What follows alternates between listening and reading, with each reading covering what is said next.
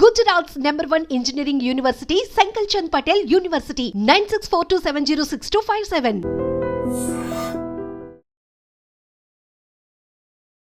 Hi guys, welcome to I dream. నేను మీ చాణక్య. ప్రతి బిజినెస్కి కూడా ఖచ్చితంగా కొన్ని సీక్రెట్స్ అనేది కూడా ఉంటాయి. కాకపోతే అందులో బాగా ఎక్స్పీరియన్స్ అయిన వాళ్ళు ఎవ్వరికి చెప్పకుండా ఆ సీక్రెట్స్ని దాచిపెట్టుకుంటూ ఉంటారు.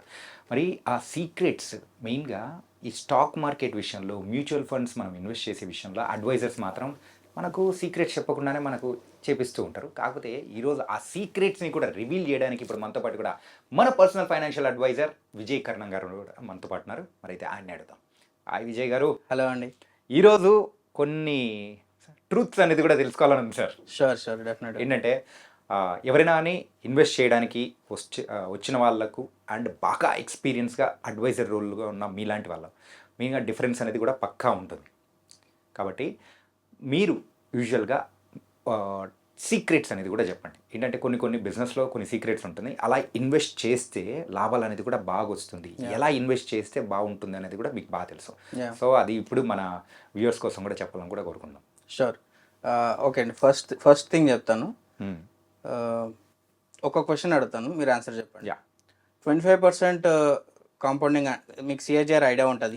ఇప్పుడు 25% రిటర్న్స్ బెటరా, 15% రిటర్న్స్ బెటరా? ఆబ్వియస్లీ 25 ఎక్స్పెక్ట్ చేస్తాం. ఓకే, 25% రిటర్న్స్ ఫర్ 5 years బెటరా, 15% ఫర్ ద 15 years బెటరా? 15% బెటర్. ఎందుకు బెటర్? ఎందుకంటే లాంగ్ టర్మ్లో తక్కువ వచ్చినా కానీ ఎక్కువ అమౌంట్ అనేది కనిపిస్తుంది. ఎగ్జాక్ట్లీ, అది ఫస్ట్ థింగ్. నేను చెప్పే దాంట్లో ఫస్ట్ థింగ్ మీరే చెప్పేసారు, నేను చెప్పలేదు. ఎందుకు అంటే 25% compounding annual growth rate CAGR తీసుకురావడం అనేది చాలా కష్టం.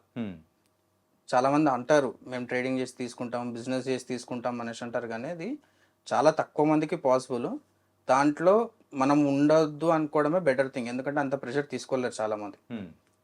25% 5 years అనేది కాని పని, కానీ 15% ఫర్ ద 15 years అనేది చాలా ఈజీ. ఓకే, చాలా ఈజీ. అంటే వరస్ట్ పర్ఫార్మింగ్ ఫండ్స్ కానీ వరస్ట్ పర్ఫార్మింగ్ ఇన్వెస్ట్మెంట్స్లో కూడా మీకు 15% మ్యూచువల్ ఫండ్స్లో అవుతుంది. అది ఫస్ట్ థింగ్. ఇక్కడ కోట్ కూడా ఉంది మనకి యాక్చువల్గా. Good investing isn't necessarily about earning the highest returns, because highest returns tend to be one of the hits that can be repeated. అంటే ఒక్కసారి మాత్రమే రిపీట్ అవుతుంది. 25% అనేది ఒక్కసారి రిపీట్ అవుతుంది. లేకపోతే 30%, 40% మనం లాస్ట్ 2-3 years చూసినట్లుగా 30%, 40% అనేది వన్స్ ఇన్ టైం అవుతుంది.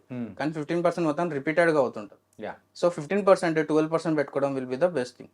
నేను ఇక్కడ క్యాలిక్యులేషన్స్ కూడా చూపించాను. ఫర్ సపోజ్ ఒక 20% 5 yearsకి సిఏజిఆర్ చూసుకుంటే, 25% 5 yearsకి సిఏజిఆర్ చూసుకుంటే, ఒక 1 CR ఇన్వెస్ట్ చేసిన పర్సన్కి అది 5 yearsలో 3 CR అవుతుంది అంతే. ఓకే, కానీ అదే పర్సన్ 1 CR వదిలిపెట్టి 15 yearsకి వదిలిపెట్టాడు అనుకోండి, 15 yearsకి జస్ట్ 15% సిఏజిఆర్. ఇది లైక్లీ, అంటే ఖచ్చితంగా అయ్యే ఛాన్సెస్ ఉన్నాయి దీనికి. అది వచ్చేసి 8 CR అవుతుంది. సో ప్రతిసారి మనం క్యాపిటల్ పర్సంటేజ్ మాత్రమే చూడొద్దు, డ్యూరేషన్ కూడా చూడాలి. ఇది చాలామంది మిస్ చేస్తారు.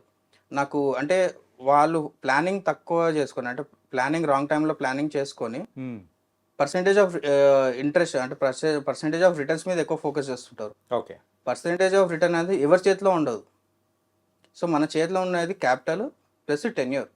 అయినంత వరకు టెన్యూర్ పెంచుకొని క్యాపిటల్ పెంచుకుంటే డెఫినెట్గా బెటర్ రిటర్న్స్ వస్తాయి. ఓకే, అది ఫస్ట్ థింగ్ మనకి. అండ్ సెకండ్ థింగ్, ఇది ఒక కోట్ అనమాట. ఇన్వెస్టింగ్లో ఇది ఒక quote. We all grow at different rates at different sizes and that's okay. అంటే మన పోర్ట్ఫోలియోలో ప్రతి ఫండ్ 15% ఇవ్వాలని లేదు, ప్రతి ఫండ్ 20% ఇవ్వాలని లేదు. ఓకే, కొన్ని ఫండ్స్ 10% ఇస్తాయి, కొన్ని 12% ఇస్తాయి, కొన్ని ఫండ్స్ 15% ఇస్తాయి, కొన్ని ఫండ్స్ 30% కూడా ఇస్తాయి. So but that's okay. కానీ మనకు ఓవరాల్ పోర్ట్ఫోలియో ఎంత పర్సెంటేజ్ ఇస్తుంది అనేది important.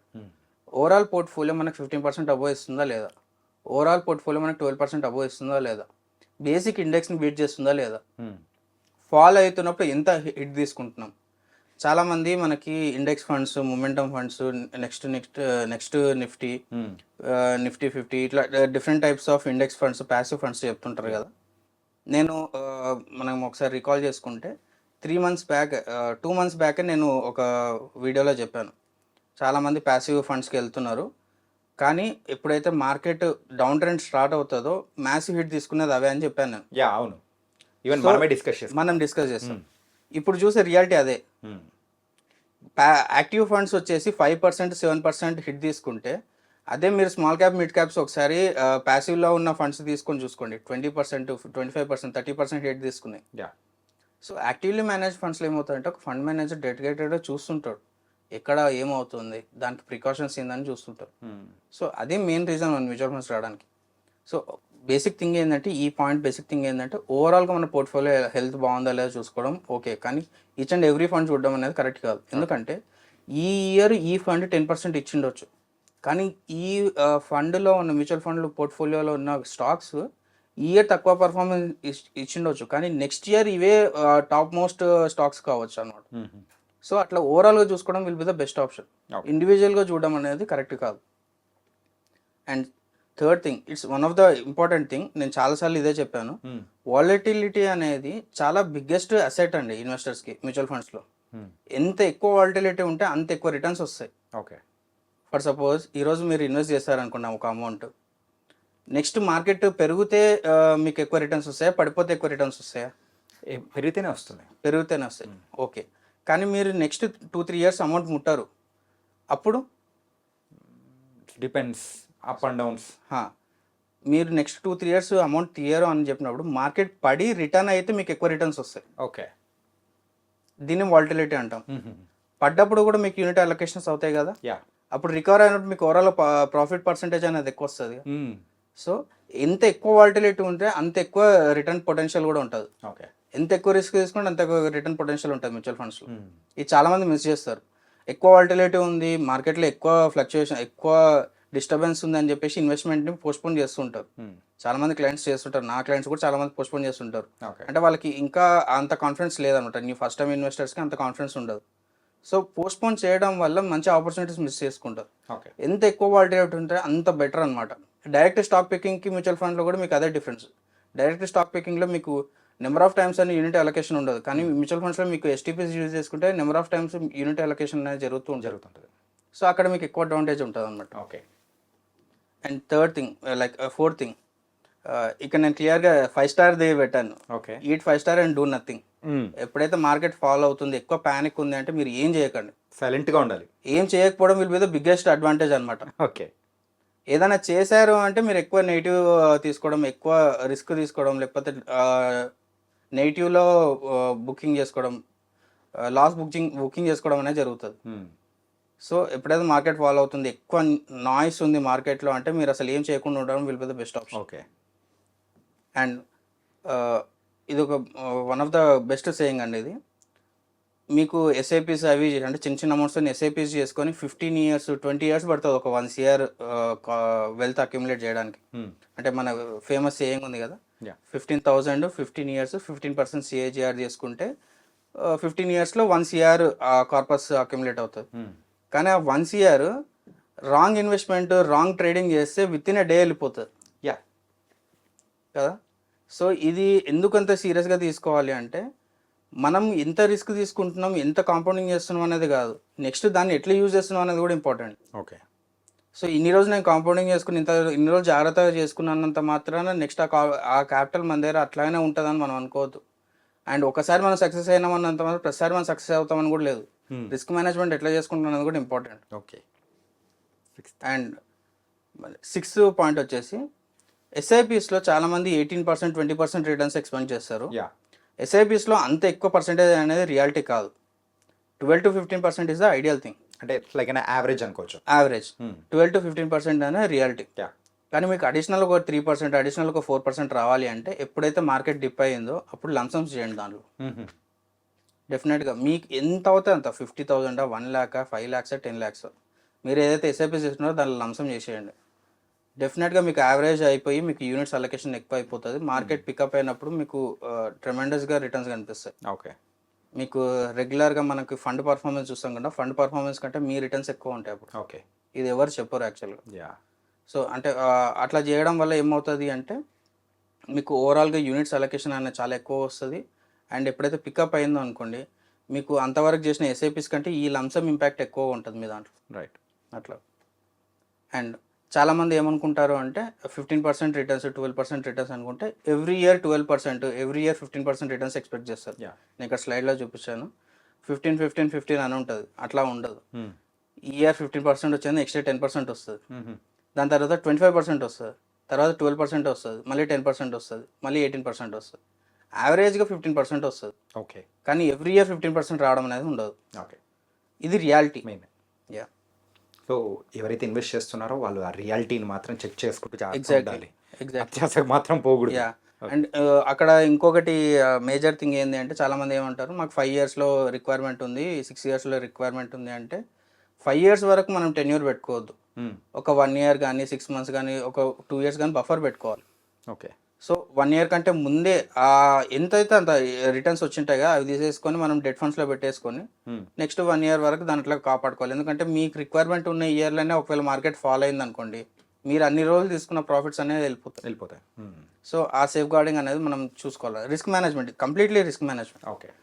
And next thing biggest thing ఏంటంటే మన బిహేవియర్. మార్కెట్స్ ఎట్లా అవుతున్నాయి అనేది, దాన్ని ఎట్లా రియాక్ట్ అవుతున్నాం అనేది మేజర్ థింగ్ అనమాట. నేను ఎందుకు 5 starది చెప్పాను కదా, సేమ్ అదే అండి. ఇక్కడ కోట్ ఏంటంటే people don't get what they want, people don't get what they want or what they expect from the market, they get what they deserve. Okay. So మనం ఏది కావాలనుకున్నామో అది దక్కదు. అది ఏది ఇవ్వాలనుకుందో అది మనకి అది ఏది రావాలనుకుందో అదే వచ్చేస్తుంది. ఇప్పుడు మనం ఎంత అవేర్నెస్తో ఉన్నామో, మనం ఎంత నాలెడ్జ్ ఉంది, దాని ప్రకారమే మనకు రివార్డ్ వస్తుంది మార్కెట్స్లో. లేదు నేను ఎంత ఎఫర్ట్ పెడుతున్నానో దాన్ని బట్టి మనకు రివార్డ్స్ రావాలంటే రాదనమాట. అండ్ ఇది నా ఫేవరెట్ అనమాట. ఇది more efforts less returns. Yeah, అది యూజువల్గా నిజం సార్. ఎగ్జాక్ట్లీ. ఎంత ఎక్కువ ఎఫర్ట్స్ పెట్టామనుకోండి అంత తక్కువ రిటర్న్స్ వస్తాయి. మీరు నేను ట్రేడింగ్ చేస్తాను, నేను స్టాక్ మార్కెట్లో ఇన్వెస్ట్ చేస్తాను, డైరెక్ట్ స్టాక్ ఇన్వెస్ట్ చేస్తాను, మ్యూచువల్ ఫండ్స్లో ఇన్వెస్ట్ చేస్తాను, నేను ఓన్గా చేసుకుంటాను అంటే చేసుకోండి, పర్లేదు. కానీ మీరు ఎంత ఎఫర్ట్స్ పెడితే అంత తక్కువ రిటర్న్స్ వస్తాయి మీకు. ఓకే. ఎంత తక్కువ ఎఫర్ట్స్ పెడితే అంత ఎక్కువ రిటర్న్స్ వస్తాయి. అంటే ఇన్వెస్ట్మెంట్ ఈజ్ ఆపోజిట్ గేమ్.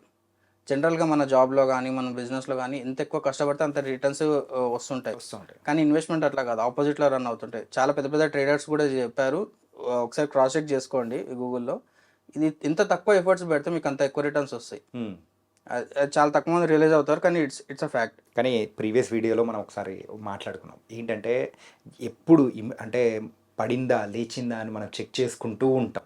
అవును, అది ఎక్కువ ఎఫర్ట్స్ పెట్టడమే. అవును, అన్నీ అవసరం లేకుండా సో తింటూ హ్యాపీగా కూర్చొని ఉండండి. ఇంకోటండి, నేను అంటే చాలామందికి ఇది చెప్తాను నేను, మీరు అసలు మ్యూచువల్ ఫండ్స్కి ఎందుకు వస్తున్నారు? మీ ఇన్వెస్ట్మెంట్ జర్నీని వేరే ఒక ఎక్స్పర్ట్ చేతిలో పెట్టడానికి మ్యూచువల్ ఫండ్స్లోకి వస్తున్నారు. నేను స్టాక్స్లో ఇన్వెస్ట్ చేయలేను, నాకు అంత టైం లేదని చెప్పి మ్యూచువల్ ఫండ్కి వస్తున్నారు. మీరు మ్యూచువల్ ఫండ్స్కి వచ్చి కూడా ట్రేడింగ్ లాగా ఎవ్రీడే మానిటరింగ్ చేస్తాను అంటే మీరు డబుల్ ఎఫర్ట్ తీసుకుంటున్నారు. ఎవ్రీడే ఒక 5-10 minutes మీ ఎనర్జీ డ్రైన్ అవుతుంది కదా. మీకు అది అవసరం లేదు. మీ రిక్వైర్మెంట్ 6 months, మీ రిక్వైర్మెంట్ 1 year 2 years, అప్పటి వరకు అది ఆటోమేటిక్గా రికవర్ అయిపోతుంది. మీ ప్లానింగ్ కరెక్ట్గా ఉంటే, మీ అడ్వైజర్ని కరెక్ట్గా గైడెన్స్ చేస్తే డెఫినెట్గా అది అయిపోతుంది. అదేం ప్రాబ్లం లేదు. మీరు మానిటర్ చేసినంత మాత్రాన అదేం తగ్గదు, మానిటర్ చేయకపోయినంత మాత్రాన అదేమో వేరే వాళ్ళకంటే ఎక్కువ రిటర్న్స్ రావడం అనేది ఏమి ఉండదు. ఓకే. సో అన్నెసరీగా మీరు ఎక్కువ ఎఫర్ట్ తీసుకొని ఎక్కువ ఎనర్జీ డ్రైన్ చేసుకోవడం తప్పితే ఏముండదు అక్కడ. ఓకే. అండ్ లాస్ట్ థింగ్ వచ్చేసి రిస్క్ మేనేజ్మెంట్. చాలామంది ఈ కోట్ ఏంటంటే it's impossible to know your risk tolerance until you have lived through a big decline. చాలామంది ఎంత కామెడీ ఉంటుందంటే ఇన్వెస్ట్ చేసేటప్పుడు మేము ఎంత రిస్క్ అయినా తీసుకుంటాం, మాకు రిటర్న్స్ రావాలి అనేసి చెప్తారు. కానీ వితిన్ వీక్, వితిన్ 1 month ఒక 5% నెగిటివ్ ఉన్నా కూడా వాళ్ళు తట్టుకోలేరు. చూసి చెప్పడం వరకు చెప్తాను, నేను కూడా చెప్తాను, చాలా చెప్తాం.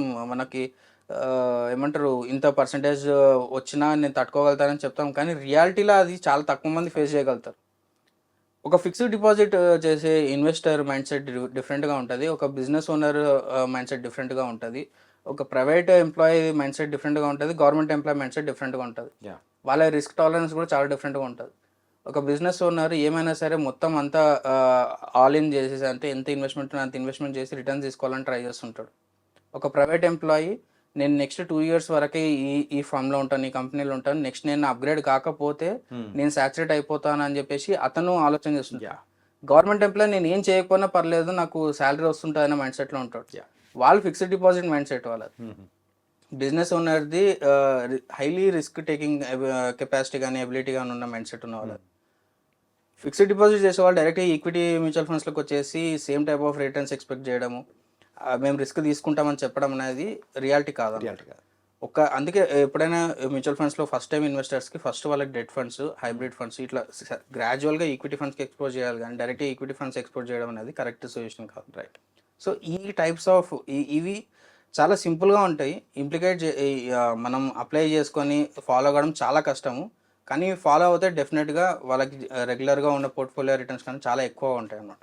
సో మెయిన్గా విజయానికి 10 మెట్లు అన్నట్టు ఇప్పుడు మీరు చెప్పిన ఈ 10 సూత్రాలు అనేది కూడా Yeah. ఎవరైతే ఫాలో అవుతారో, సో ఈ స్టాక్ మార్కెట్ విషయంలో కానీ ఈ మ్యూచువల్ ఫండ్స్ ఇన్వెస్ట్మెంట్ విషయంలో అయితే చాలా పెద్ద పెద్ద వాళ్ళు చెప్పినటువంటి Yeah. కానీ నేనేం సొంతంగా చెప్పినే కాదు. Right, right. కాకపోతే ఈ ఫాలో అవడం వల్ల నేనైతే ప్రాఫిట్లో ఉన్నా, అంటే నేనైతే లాభ పొందాను దీనివల్ల. ఈ మైండ్ సెట్ కంప్లీట్గా ఉందని నేను కూడా ఒప్పుకోను. నాకు ఒక 80%, 60 to 80% వరకు ఉందని నేను ఒప్పుకుంటాను, కానీ ఇంకా 100% తీసుకోవడానికి నేను కూడా ట్రై చేస్తాను, నా క్లయింట్స్ కూడా నేను హెల్ప్ చేస్తాను. Right sir. And thank you so much sir. Thank you అండి.